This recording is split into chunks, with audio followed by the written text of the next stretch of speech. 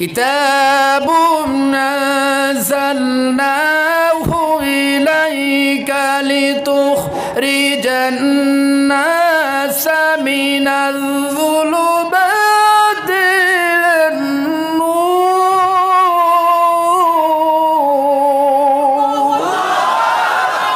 আল্লাহ রাব্বুল আলামিন তখন জানিয়ে দিলেন, গোলাম রে, লিতুখরিজান নাস মিনাজ যুলুমাতি ইলান নূর, মানব জাতিকে অন্ধকার থেকে আলোর পথে বের করার জন্য কোরআনুল কারীম আমি আল্লাহ রাব্বুল আলামিন নাজিল করেছি। এই জন্যই তো এই কোরআনটা তোরে বেশি বেশি তেলাওয়াত করতে হবে, বলেন না সুবহানাল্লাহ। আমার বন্ধুগণ, গভীর মনোযোগ দেন, এখানে অত্যন্ত গুরুত্বপূর্ণ একটা কথা আছে। আল্লাহ বললেন লিতুখরিজান নাস, মানব জাতিকে মিনাজ যুলুমাতি ইলান নূর, অন্ধকার থেকে আলোর সন্ধান দেওয়ার জন্য কোরআনুল কারীম নাজিল করা হলো। আমার বন্ধু, এই কোরআনুল কারীম কিন্তু আল্লাহ রাব্বুল আলামিন পৃথিবীতে শুধুমাত্র নির্দিষ্ট কোনো ধর্মের মানুষের জন্য নাজিল করে নাই, নির্দিষ্ট কোনো গোত্রের মানুষের জন্য নাজিল করে নাই, নির্দিষ্ট কোনো এলাকার মানুষের জন্য নাজিল করে নাই। সমস্ত ধর্মের, সমস্ত গোত্রের, সমস্ত রাষ্ট্রের মানুষের কল্যাণের জন্য আল্লাহ রাব্বুল আলামিন দয়া করে, মায়া করে কোরআনুল কারীম খানা জমিনে নাজিল করেছেন, বলেন সুবহানাল্লাহ। কেমন করে বুঝবেন? এই পৃথিবীর জমিনটাকে আলোকিত করে রাখার জন্য মহান মালিক আকাশের মধ্যে একখানা বাল্ব সেট করে দিয়েছেন, সুবহানাল্লাহ কয় না? ওই বাল্বটার নাম হলো সূর্য। ওই সূর্য নামক বাল্ব মনে হয় হাইলাকান্দিতে নাই নাকি শুধু বাংলাদেশে? সব জায়গায় সূর্য নামক বাল্ব আছে না নাই? আমার বন্ধু, কিন্তু মজার ব্যাপার হলো এমন কোনো ধর্ম নাই, এমন কোনো রাষ্ট্র নাই যেই ধর্ম বা রাষ্ট্রের মানুষ সূর্য নামক বাল্বের আলো গ্রহণ করে নাই, সুবহানাল্লাহ কয় না? আমার আল্লাহ রাব্বুল আলামিন কেন সূর্য নামক বাল্বটা ঝুলাইয়া দিলেন? আল্লাহ জানা দিলেন, গোলাম রে, সূর্য নামক বাল্ব আমি আল্লাহ রাব্বুল আলামিন গোটা পৃথিবীর আকাশে ঝুলাইয়া দিলাম একটাই কারণ, একটাই কারণ, গোটা পৃথিবীর সমস্ত ধর্মের, সমস্ত রাষ্ট্রের, সমস্ত গোত্রের মানুষগুলো যেন কোরআনুল কারীম, সমস্ত গোত্রের মানুষগুলো যেন সূর্য নামক বাল্বের আলো গ্রহণ করে উপকৃত হতে পারে, বলেন সুবহানাল্লাহ। আমার প্রাণপ্রিয় হাইলাকান্দিবাসী, আল্লাহ রাব্বুল আলামিন জানিয়ে দিলেন, মানুষ সূর্য নামক বাল্বের আলো গ্রহণ করে সমস্ত রাষ্ট্রের মানুষগুলো, সমস্ত ধর্মের মানুষগুলো যেমনভাবে উপকৃত হবে, এই জন্য আমি আল্লাহ রাব্বুল আলামিন আকাশের ভিতরে ঝুলিয়ে দিলাম। ঠিক তেমনিভাবে গোটা পৃথিবীর জমিনে কোরআনুল কারীম নামক বাল্ব আমি আল্লাহ রাব্বুল আলামিন নাজিল করে দিলাম, যাতে করে পৃথিবীর সমস্ত ধর্মের, সমস্ত গোত্রের, সমস্ত রাষ্ট্রের মানুষগুলো বাপদাদার ভ্রান্ত ধর্ম ছেড়ে দিয়ে কোরআনুল কারীমের আলো গ্রহণ করে আল্লাহওয়ালা হয়ে যেতে পারে, ঈমানওয়ালা হয়ে যেতে পারে, কালেমাওয়ালা হয়ে যেতে পারে, বলেন না সুবহানাল্লাহ। করেছেন যিনি, তিনি কে? একই দেশের মধ্যে অসংখ্য অগণিত ভাষা, ঠিক কিনা? এই ভাষাটা দিয়েছেন যিনি, তিনি কে? আর-রহমান আল্লামাল কুরআনা খালাকাল ইনসানা আল্লামাহুল বায়ান। আল্লাহ শুধু বান্দা সৃষ্টি করেছেন না, বান্দারের চমৎকার ভাষাও মালিক শিখিয়ে দিয়েছেন, বলেন সুবহানাল্লাহ। এটি দান কার? আরো জোরে কার দান? আল্লাহ, তুমি আমাদের ভাষাগুলো দিয়ে শুধুমাত্র তোমার গোলামির পিছনে আমাদের ভাষাগুলো ব্যবহার করবার তৌফিক দান করো, বলে আমিন। আমার বন্ধুগণ, তো সভাপতি মহোদয়কে বললাম, সভাপতি মহোদয়, ছোট্টবেলা দেখেছিলাম মেশিনের ভিতরে যে বিয়ারিংগুলো চলে না, ওই বিয়ারিংগুলো মেশিনের মালিক খুলে বের করে ফেলায় দেয়, দিয়ে নতুন বিয়ারিং সেট করে। কথা ঠিক কি না? সমস্যা? আর মাত্র 3 মিনিট শেষ করে দেব। 3 মিনিট, 3 মিনিট, 3 মিনিট। আমার বন্ধুগণ লক্ষ্য করুন, বোঝার জন্য বলছি, লক্ষ্য করুন। ইমানদারদের ব্যাটারি ঠেলা দেওয়া গাড়ির মতো হলে হবে না, ইমানদারের ব্যাটারি কেমন হতে হবে একটু লক্ষ্য করুন। সভাপতি মহোদয়কে বললাম, সভাপতি মহোদয়, যখন বিয়ারিং নষ্ট হয় বিয়ারিং ফেলা দিয়ে নতুন বিয়ারিং সেট করে, কথা কি ঠিক? সভাপতি মহোদয় কয় হ্যাঁ ঠিক। শ্রোতাদেরকে বললাম, শ্রোতারা বলেন তো কথা ঠিক কিনা? কয় হ্যাঁ ঠিক। যখন এই বিয়ারিংটা ফেলা দেয়, এটা হলো ওয়াকেজো বিয়ারিং। কি বিয়ারিং? ওয়াকেজো। এটার কোনো কাজ আছে আর? এটা নষ্ট নষ্ট, এটা কি নষ্ট। কিন্তু দেখবেন ছোট্ট ছোট্ট কিছু পোলাপান আছে, এই পোলাপানগুলো 3টা বিয়ারিং সংগ্রহ করে। কয়টা? 3টা বিয়ারিং সংগ্রহ করে করে ছোট ছোট কিছু কাঠ, কিছু লাকড়ি, কিছু লাঠি সংগ্রহ করে দেখবেন যে সামনে ছোট্ট একটা কাঠের ভেতরে একটা বিয়ারিং ঢুকাইয়া দেয়, পিছনে 2টা বিয়ারিং ঢুকাইয়া দেয় কাঠের মধ্যে, সামনে একটা পিছনে 2টা, তার মানে 3টা চাকা বানায় 3টা বিয়ারিং দিয়ে। 3 চাকাওয়ালা একটা গাড়ি, এই গাড়িটার নাম হলো ওয়াকেজো বিয়ারিং এর গাড়ি। আওয়াজ দিয়ে বলেন তো কথা ঠিক কিনা? চাকা কয়টা? বিয়ারিং গাড়ি কয়টা? চাকা কয়টা? গাড়ি কয়টা? তবে হ্যাঁ, এই গাড়ির যাত্রী হয় কয়জন বলেন তো দেখি? যাত্রী কয়জন? একজন। তবে অত্যন্ত লক্ষণীয় বিষয় হলো সব গাড়ির ড্রাইভার থাকে সামনে, এই ওয়াকেজো বিয়ারিং এর গাড়ির ড্রাইভার কিন্তু থাকে কতক্ষণ কতক্ষণ। এই গাড়িটাকে আপনারা জীবনে দেখছেন? দেখছেন? এটার নাম হলো ওয়াকেজো বিয়ারিং এর গাড়ি।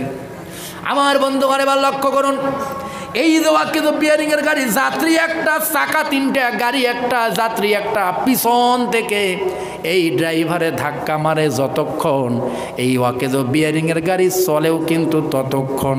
কথা ঠিক কিনা? গাড়ি চলে ততক্ষণ, ধাক্কা থাকে।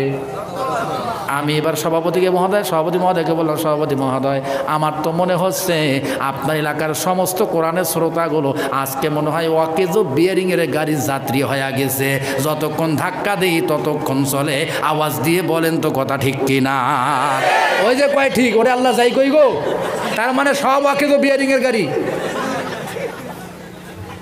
আল্লাহ তুমি আমাদেরকে কবুল করো, বলেন আমিন। আরো জোরে বলেন আমিন।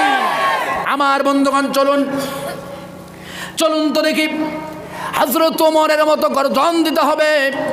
ইমানের ব্যাটারি যেন কখনো দুর্বল হয়ে না যায়। ইমানের ব্যাটারি যদি দুর্বল হয়ে যায়, মনে রাখবেন গোটা পৃথিবীর ষড়যন্ত্রকারীরা আপনার মাথার উপরে উঠে বসে কিন্তু বন্দুক ফুটানো শুরু করে দিবে, ঠিক কি না? ঘরে ভাত না থাকতে পারে, পেটে খাবার না থাকতে পারে, ইনকাম না থাকতে পারে, জীবন যতক্ষণ আছে ইমানি জজবা আমাদের হারানো যাবে না। কথা ঠিক কিনা? আল্লাহ তুমি কবুল করো, চিল্লায় বলেন আমিন। আমার আল্লাহ রাব্বুল আলামিন একদম শর্টকাট। আল্লাহ রাব্বুল আলামিন 3টা লাভজনক ব্যবসার সন্ধান গোলামকে দিয়ে বলছেন, গোলাম রে 3টা লাভজনক ব্যবসা কর। আল্লাহকে আমরা বললাম, মালিক রে কোন সেই 3টা লাভজনক ব্যবসা? আল্লাহ রাব্বুল আলামিন ডাক দিয়ে বললেন, ইন্নাল লাযীনা ইয়াতুলুনা কিতাবাল্লাহ।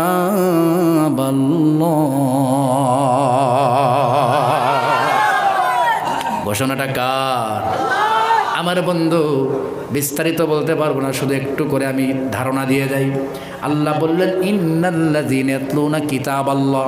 গোলাম, দুনিয়ায় মেলা ব্যবসা করেছি, আমার ব্যবসা 3টা হাতে নে। 1 নম্বর ব্যবসা হলো আমি আল্লাহর কোরআনুল কারীমটা তেলাওয়াত করা। বলেন সুবহানাল্লাহ। আমরা বললাম মানে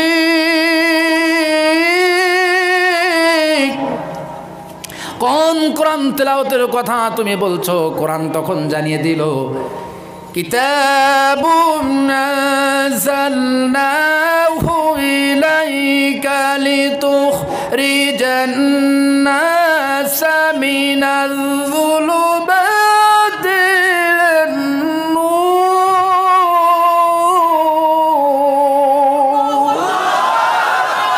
আল্লাহ রাব্বুল আলামিন তখন জানিয়ে দিলেন, গোলাম রে, লিতুখরিজান নাস মিনাজ যুলুমাতি ইলান নূর, মানব জাতিকে অন্ধকার থেকে আলোর পথে বের করার জন্য কোরআনুল কারীম আমি আল্লাহ রাব্বুল আলামিন নাজিল করেছি।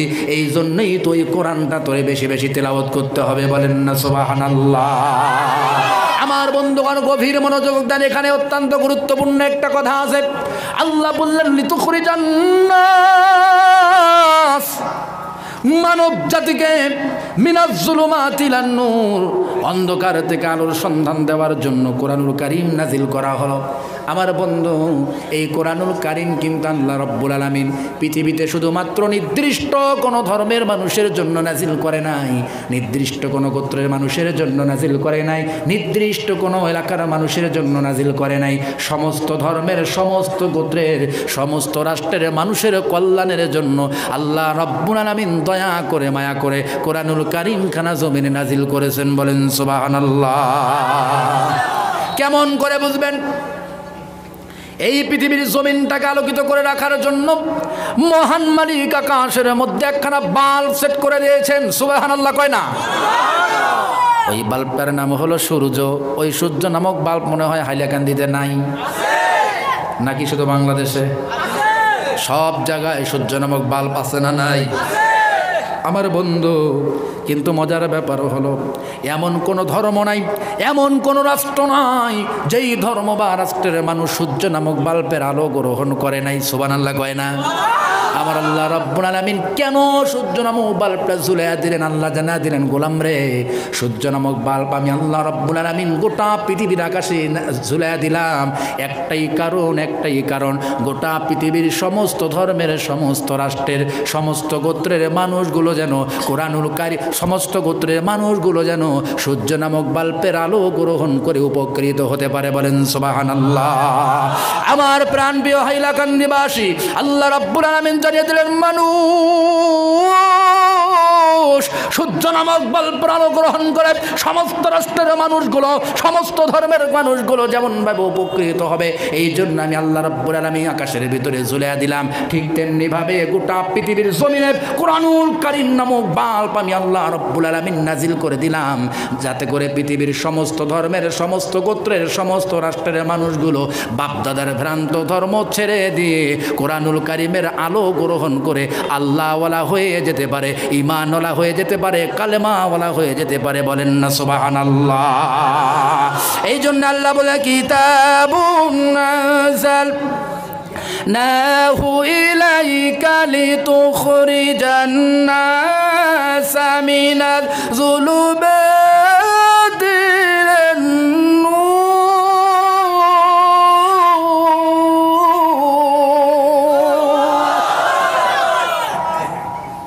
আমার বন্ধু, আল্লাহ রাব্বুল আলামিন এই জন্যই তো বললেন, গোলাম রে, ইন্নাল্লাযীনা ইয়াতলুনা কিতাবাল্লাহ, আমি আল্লাহ রাব্বুল আলামিনের কোরআনটা তেলাওয়াত কর। কারণ এই কোরআন তেলাওয়াত করবি কি কারণে?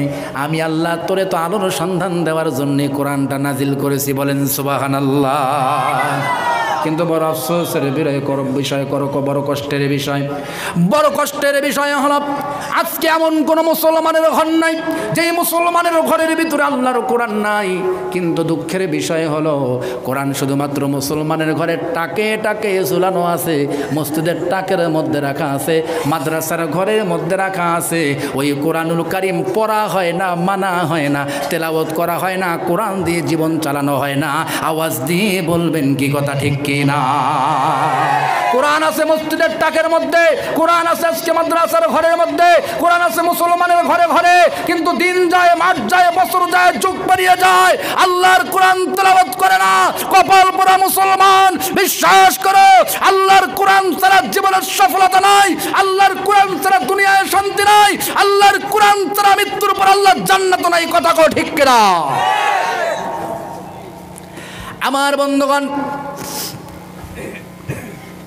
এই জন্যই তো আল্লাহ রাব্বুল আলামিন বললেন, ওয়ামান আরাদা আন যিকরি ফাইন্না লাহু মাঈশাতান দানকা।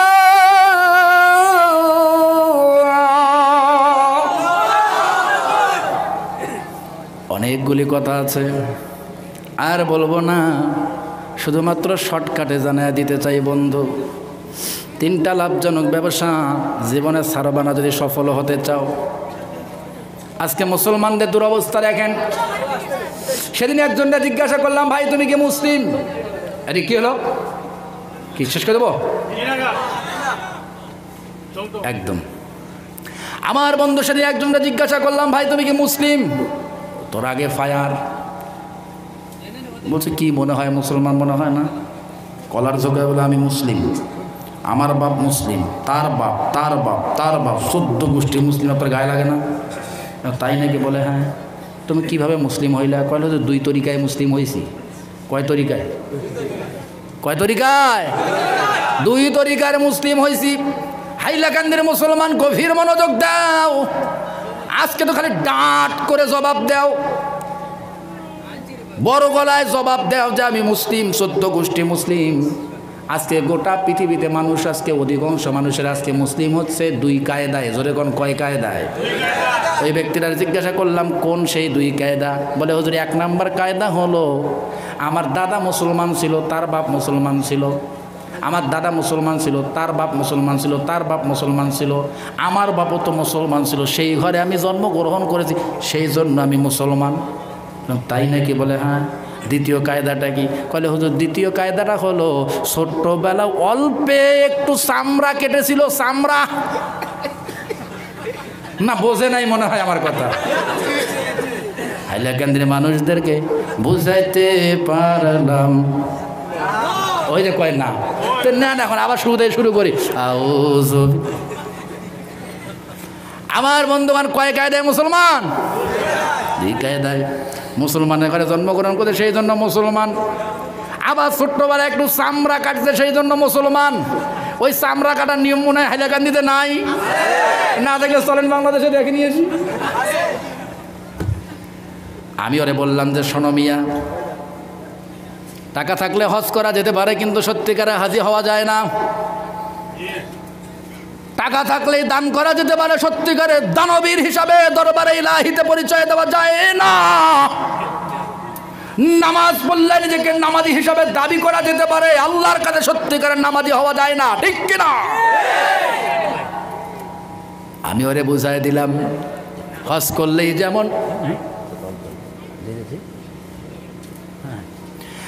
হজ করলেই যেমন হাজি হওয়া যায় না, দান করলেই যেমন দানবীর হওয়া যায় না, নামাজ পড়লেই যেমন সত্যিকারের নামাজি হওয়া যায় না, ঠিক তেমনিভাবে মুসলমানের ঘরে জন্মগ্রহণ করলে ছোট্টবেলায় একটু চামড়া কাটলেই মুসলমান হওয়া যায় না রে, যায় না। ও বন্ধু, মুসলমান হতে গেলে জীবনের প্রত্যেকটা ক্ষেত্রে আল্লাহর কোরআনের বিধান আর রাসূলের আদর্শ মেনেই সত্যিকারের মুসলমান হতে হয়। আওয়াজ দিয়ে বলেন মুসলমান ঠিক কি না? ব্যবসা জানো কয়টা? জোরে বলেন কয়টা? আরো জোরে, জোরে হলো না। 1 নাম্বার ইন্নাল্লাযীনা ইয়াতলুনা কিতাবাল্লাহ,